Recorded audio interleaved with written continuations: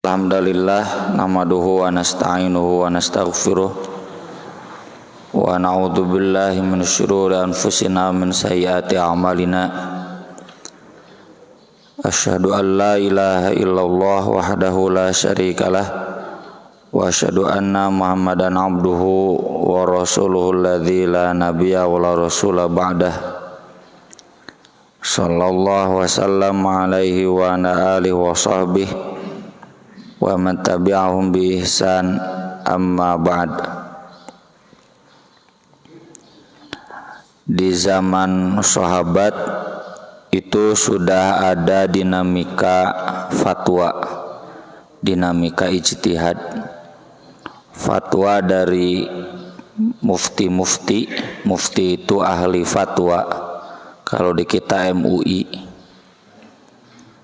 dinamikanya, perbedaannya, dan dari sejak zaman sahabat juga ada yang kategori jumhur, mayoritas, ada yang tidak. Di antara fatwa yang menyendiri, berbeda dari mayoritas atau dari jumhur, diabadikan oleh Imam Bukhari dalam kitab Shahihnya. Ini tentang fatwa zakat dari Abu Dzar radhiyallahu an yang meresahkan. Sebagaimana sudah sering kita bahas dalam kajian fikih, yang namanya ijtihad itu tidak bisa dihukumi dosa. Kalau dihukum keliru silakan, tapi kekeliruan seorang mufti itu tidak boleh memponisnya berdosa. Nabi SAW sendiri hanya menyatakan kalau tepat pahalanya 2, kalau keliru pahalanya 1. Memastikan tepat dan keliru itu sendiri enggak bisa di dunia, ya, tapi di akhirat. Standar tepat dan keliru bisa ukurannya mayoritas berarti tepat, yang tidak mayoritas berarti keliru.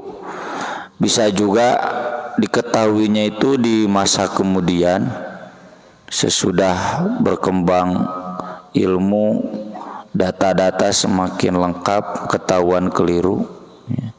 Bisa juga tadi belum bisa dipastikan mana yang tepat, mana yang keliru, kecuali nanti di akhir.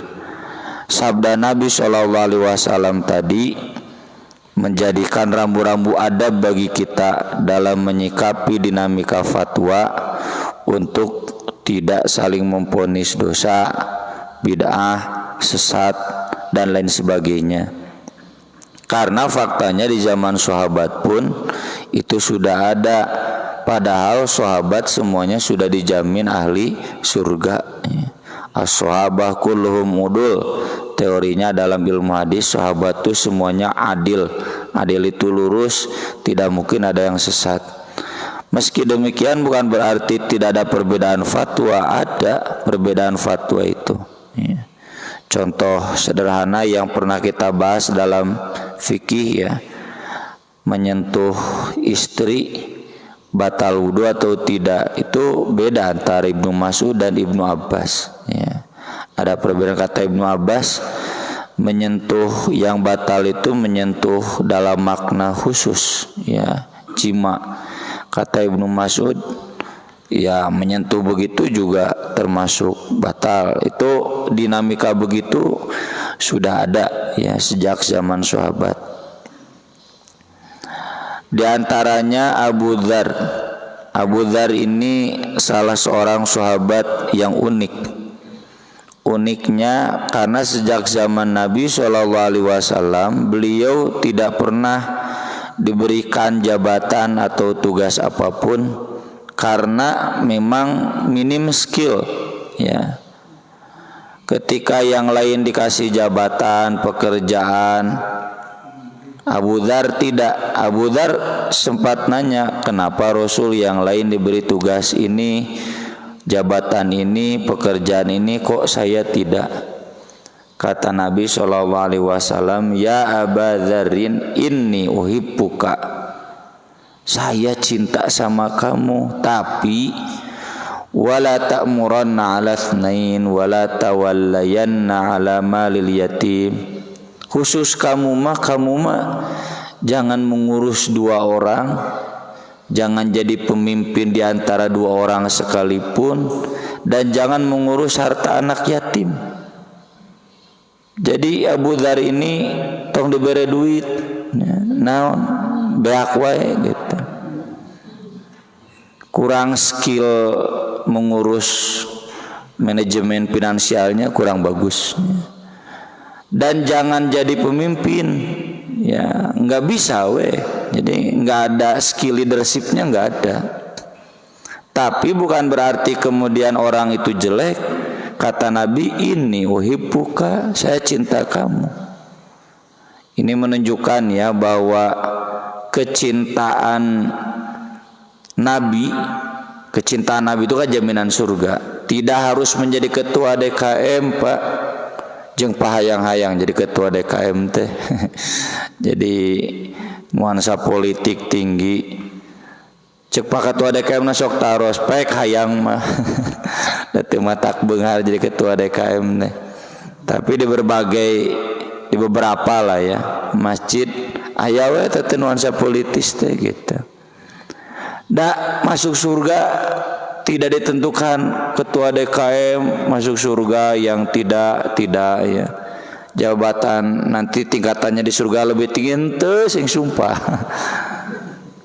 Jadi ketua RW, jadi lurah, jadi camat, ya, jadi wali kota, apakah kemudian statusnya di surga lebih ente? Abu Dzar juga bukan siapa-siapa, Nabi tetap cinta. Mun ayeuna malah puntennya bukan merendahkan, justru memuliakan. Abu Dzar mah jadi pembantu umum wae. Pembantu umum teh naon atunya OB naon ya, orang yang dipandang oleh orang lain enggak penting. Tapi Nabi tetap cinta. Kenapa? Karena ada skill yang umum dimiliki oleh sahabat. Apa? Abu Dzar itu bisa ngaji Quran, bisa ngajar Quran. Itu kan Nabi itu enggak muluk-muluk menjelaskan orang terbaik itu khairukum man ta'allamal Quran wa 'allamahu. Asal kita bisa ngaji Quran, bisa ikut pengajian, beres pengajian kita bisa mengajarkannya minimal di keluarga, menanamkan nilai-nilai yang sudah dipelajari di masjid di keluarga. Itu Abu Dzar itu ada skill yang wajib itu beliau punya. Makanya beliau di zaman Abu Bakar, di zaman Umar, di zaman Utsman diangkat jadi mufti. Cuma di zaman Utsman beliau punya daya kritis tersendiri karena memang zamannya beda. Abu Bakar dan Umar kita kenal dalam sejarah gaya hidup mereka persis seperti Nabi. Abu Bakar, Umar itu kerma basicnya bukan orang-orang kaya kayak Utsman, kayak Nabi. Tidak senang menumpuk kekayaan, ada harta lebih bagikan buat masyarakat fakir miskin. Terlebih ekonomi di zaman Abu Bakar dan Umar, sebagaimana bapak-bapak tahu dalam film Omar ya, dulu di salah satu stasiun TV, itu memang zaman urid, zaman perang, belum stabil ekonomi. Nah di zaman Utsman mah sudah stabil ekonomi. Kermah Utsman orang kaya, keluarganya juga Bani Umayyah orang-orang kaya, tambah ekonomi stabil, atau para pejabatnya kaya-kaya. Abu Dzar ini kan mufti yang miskin, ya, nyapunten banyak, bukan merendahkan. Kan tadi teu bisa nanaon gitu. Hese dek bunghara teu bisa nanaon. Ngandalkeun ngajar ngaji unggul ya, nggak bisa ya. Kecuali kalau sudah mapan kayak di Saudi nya, muadin wae ge gajina leuwih ti UMR nya. Tapi di zaman itu beliau ekonomi belum stabil, ya kesejahteraan buat guru ngaji belum terlalu sejahtera. Hidupnya miskin dan memang beliau menyengajakan hidup miskin. Ingin seperti Rasulullah Shallallahu Alaihi Wasallam ketika melihat para pejabat-pejabat ini hidup kaya, ada kesenjangan sosial, beliau mengkritik para pejabat itu. Dan saat itu Abu Dzar ditugaskan di Damaskus, Suriah, yang gubernurnya Muawiyah. Muawiyah kita tahu orang kaya, tapi beliau dermawan juga. Cuma menurut Abu Dzar belum cukup dermawannya karena masih kaya. Harusnya kayak Nabi, dermawannya itu sampai habis hartanya. Harta itu harta tabungan, ari untama kan Nabi tetap punya kebun, punya kambing, punya, tapi uang beliau selalu menghabiskan. Itu yang dikritik oleh Abu Dzar. Beliau melakukan fatwa, siapa saja yang menyimpan dinar dan dirham, dinar dirham itu kan emas, perak atau uang, lebih dari 3 dinar haram cenah gitu. Atura ruas nya makaning balalengan loba tabungan anu beunghar mah deposito reksadana wah di mana-mana gelisah. Sampai Muawiyah di Damaskus pernah menguji pengawal, kirimkeun tah cenah 1000 dinar ke Abu Dzar, nanti sorenya kamu datang lagi, bilang ke Abu Dzar salah alamat, salah kirim. Dikasihkan oleh pengawalnya, sorenya datang lagi. Ada di tafsir Ibnu Katsir. Maaf cenah Ustad, Abu Dzar salah kirim. Kata Abu Dzar, santai saja. Telat cenah, mun tadi mah dari siang udah habis dibagikan. Jadi Muawiyah ngetes, berarti Abu Dzar konsisten dengan pendapatnya. Abu Dzar punya pendapat itu berdasarkan surat At-Taubah ayat 34-35. Saya tulis alamat ayatnya di footnote nomor 2, tapi tidak tulis ayatnya takut terlalu panjang. Di surat At-Taubah 34-35 Allah mengkritik orang Yahudi, orang Kristen, orang-orang kayanya. Jadi salah satu kehancuran Bani Israel itu karena ada kesenjangan sosial yang parah. Dan itu yang dikritik ku World Bank-nya. Rusia kahiji, kedua Thailand, nu katilu Indonesia. Kesenjangan antara kaya dan miskinnya parah komo Rusia. Satu orang kaya itu ada yang menguasai sampai 60% kekayaan negara. Di Indonesia mah leung 51%. Jadi memang parah ya. Kita tahu ya kerama IKN kamari si Oreng tuh Kalimantan yang katanya besarnya 5 kali lipat Jakarta, nu bogana teh Luhut jeung Prabowo tuh jadi kapanggih. Orang-orang kaya di kita seperti itu. Di surat At-Taubah itu Allah mengkritik Bani Israel, walladzina yaknizuna dzahaba wal fiddah. Orang yang menyimpan, kanzun itu yang menyimpan di bawah tanah emas dan perak, wala yunfikuna fi sabilillah, tidak menginfakkannya di jalan Allah, fabasyirhum bi'adzabin alim, berikan kabar gembira kepada mereka siksaan yang pedih. Yauma yuhma 'alaiha fi nari jahannam, nanti emas dan peraknya itu dijadikan besi, dipanaskan di neraka jahanam. Fatukwa biajibahum, disetrikakan ke bagian depan tubuh mereka, wa junubuhum, bagian pinggir, wa zuhuruhum, dan bagian belakang kanu tongong. Kumaha setrika ya, baju kan disetrika semua. Hada ma kanaztum li anfusikum, ini yang dulu kalian simpan-simpan untuk diri kalian. Fadzuqu ma taknizun, rasakeun tasya nu disimpan-simpan lain dibagikeun gitu. Ini Abu Dzar di Damaskus berfatwa, wah tuh gelisah orang-orang kaya. Sampai dilaporkan ke Khalifah Utsman bin Affan, dipanggillah ke Madinah. Datang Abu Dzar ke Madinah. Utsman bin Affan mengoreksi pendapat Abu Dzar. Kata Utsman bin Affan, salah. Boleh kaya itu selama ditunaikan yang wajibnya. Apa yang wajibnya? Zakat mal. Selama ditunaikan zakat mal, udah. Mau menyimpan berapapun asal ditunaikan zakatnya halal. Tapi Abu Dzar tetap dalam pendapat nggak bisa. Rasul, Abu Bakar, Umar mencontohkan kalau yang namanya dinar dirham itu untuk menggerakkan perekonomian gak boleh disimpan, ya. Makanya di hadis tentang dulu wadah yang terbuat dari emas dan perak kan Nabi melaknat. Kata Imam Syafi'i karena memang emas dan perak itu untuk menggerakkan perekonomian lain ditimbun. Nabi sendiri gak pernah menyimpan emas dan perak kecuali untuk menggerakkan perekonomian, ya. Harta Nabi itu harta bergerak, kendaraan, tanah, ya, ternak, ladang. Tapi harta yang berupa uang Nabi selalu gunakan untuk menggerakkan perekonomian, menghidupi fakir miskin. Nah itu yang diinginkan Abu Dzar.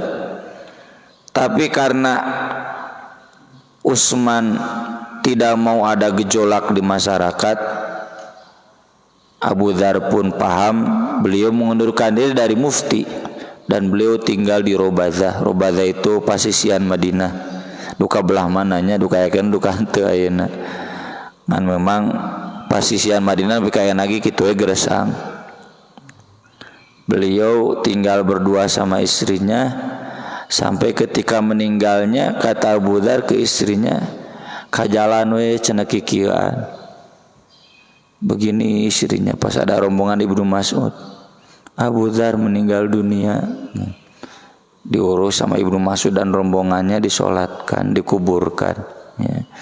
Jadi ini tipologi ulama yang keras dengan pendiriannya. Nah ini hadis yang ditulis oleh Imam Bukhari dari riwayat Bukhari kan, ini memotret keteguhan beliau ya dengan fatwanya. Kata Al-Ahnaf bin Qais, qala Al-Ahnaf bin Qaisin, jalastu ila mala'in min Quraisyin. Aku pernah duduk bersama beberapa orang dari suku Quraisy. Faja'a rajulun, tiba-tiba datang seseorang, khashinus syari, yang tidak halus rambutnya, yang ikal atau kasar, wathiyab, demikian juga bajunya, walai'ah, penampilannya. Karena kan Abu Dzar tinggalnya di Robazah pasisian, ya, bapak-bapak yang pernah kesana pan karebul gitu mah. Kenapa bangunan di Makkah di Madinah sawarna we? Kata orang sana kan nya ngarah teu katingali mun kebul. Warna kan gitu koneng abu ya, warna yang bersahabat dengan tanah. Karena memang debunya tinggi atuh daerah gurun padang pasir. Jadi kalau penampilannya begitu normal. Terlebih zaman itu enggak seperti zaman sekarang cai disuling ti laut. Air itu masih langka dan pernah kita bahas kan dalam bab mandi. Mandinya para sahabat dan Nabi itu 1 hari Jumat, 2 mandi junub. Kalau junub sisana matara mandi.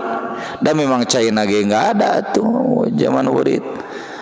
Tapi kalau wudu sering, ya. Urang mah mandi mineng wudu jarang. Beda dikit. Kalau Nabi sahabat wudu sering, mandinya seminggu sekali hari Jumat atau mandi junub, ya. Jadi kalau penampilannya begini ini normal, bukan berarti anadopatu minal iman, tidak memperhatikan kebersihan, yang penting suci. Masalah penampilan begitu ya memang kultur sosio-kultural masyarakatnya begitu. hatta qoma alaihim, hingga dia berdiri di hadapan mereka. Ini misalnya di masjid orang Quraisy sedang ngariung, tiba-tiba orang ini datang, di riwayat lain disebutkan, nah ini Abu Dzar. Dia datang berdiri, fasallama, lalu salam, assalamualaikum. Tsumma qala, lalu dia mengatakan, basyir, berikan kabar gembira, al-kanizin, kepada orang-orang yang menyimpan hartanya, menyimpan emas dan perak di rumahnya, biradfin, dengan batu panas, yuhma alaihi fi nari jahannam, yang dipanaskan di neraka jahannam, tsumma yudau ala halamati thadiyadihim, kemudian ditaruh di tengah-tengah belahan dada dia, hatta yakhruja min dughdi katifi, hingga keluar dari arah belakang di antara dua pundaknya. Batu saking panasnya disimpan ka dia, tembus ke belakang, ya, dukai sabara derajat Celcius, ya. Demikian juga wa yudau ala nughdi katifi, kalau disimpan di belakang batunya, hatta yakhruja min halamati thadihi, tembus, ya, saking ku panasna meleleh, tembus ke belahan dadanya. Yatazalzalu, dia pun ngagolak cenanya. Ini ibarat siksa Abu Thalib kan. Nabi berdoa kepada Allah karena Abu Thalib nggak mungkin dibebaskan dari siksa, kata Nabi minimal dia diberikan siksaan yang paling ringan. Dan siksaan yang paling ringan bagi Abu Thalib itu dia ditempatkan di sisi neraka, pang sisina, ngan kekeceprekan unggul di neraka teh, tapi sekujur badannya ngagolak sampai kepalanya juga mendidih. Simpan batu di dia langsung ngagolak sawak-awak saking ku panasna. Udah gitu teh summa walla, Abu Dzar udah ngomong tadi Jol, menjauh ke pinggir, fajalasa, duduk, ila sariyatin, ke salah satu tiang. Dulu kan tembok masjid itu tiang kurma, itu juga ayeuna tembok ya. Wa tabi'tuhu, aku pun mengikutinya. Wa jalastu ilaihi, aku duduk menemui beliau. Wa ana la adri man huwa, awalnya saya enggak tahu siapa beliau, sampai nanti di akhirnya baru dikasih tahu eta teh Abu Dzar. Galak, ya, galak patwa kanu bala leunghar. Faqultu lahu, lalu aku berkata kepada beliau, la ural qauma illa qad karihul ladzi qulta, aku lihat orang-orang tidak menyukai fatwa yang Anda kemukakan. Jadi ketika Abu Dzar tadi datang menyampaikan hadis tadi, jol nu bala leunghar teh mangadilaki merenya jarang berdode gitu. Lalu Al-Ahnaf menemui, kenapa Pak cenah? Banyak orang yang enggak suka dengan Bapak cenah. Jawaban Abu Dzar santai saja, innahum la ya'qiluna syai'an, sungguh mereka enggak ngerti sedikit pun. Lanjut ke bawah, qala li khalili, itu tadi sabda kekasihku. Qultu Al-Ahnaf balik berman khalilu, maksud Bapak kekasih Bapak siapa? Qala an-nabi sallallahu alaihi wasallam, iya Nabi. Itu tadi Nabi yang ngomong. Cuma tadi ya, makna yang sebenarnya hadis tadi disampaikan buat orang kaya nutara zakat. Aiku Abu Dzar mah di Bogorata saha we nu beungar, yang menyimpan harta, yang lupa ke fakir miskin gitu. Kalau kata Usman bukan, itu hadis sahih memang sabda Nabi riwayat Bukhari piraku doib, tapi maknanya buat orang kaya nutara zakat. Nabi SAW kata Abu Dzar berkata, ma uhibbu anna li mithla uhudin dhahaban, kata Nabi, aku tidak ingin, tidak senang teu pernah hayang, teu pernah kabita. Seandainya aku punya emas sebesar gunung Uhud, ya bapak-bapak tahuan gunung Uhud besar, panjang lagi. Unfiquhu kullahu, aku habiskan semuanya, illa salasata dananir, kecuali menyimpan 3 dinar saja. 1 dinar kan 4 juta, 3 dinar berarti 12 juta. Jadi artinya boleh menyimpan. Abu Dzar juga paham, ngantong leuwih ti 3 dinar cukup untuk kebutuhan sehari-hari saja. 12 juta mah Pak nya sebulan banyak cekap 3 bulan.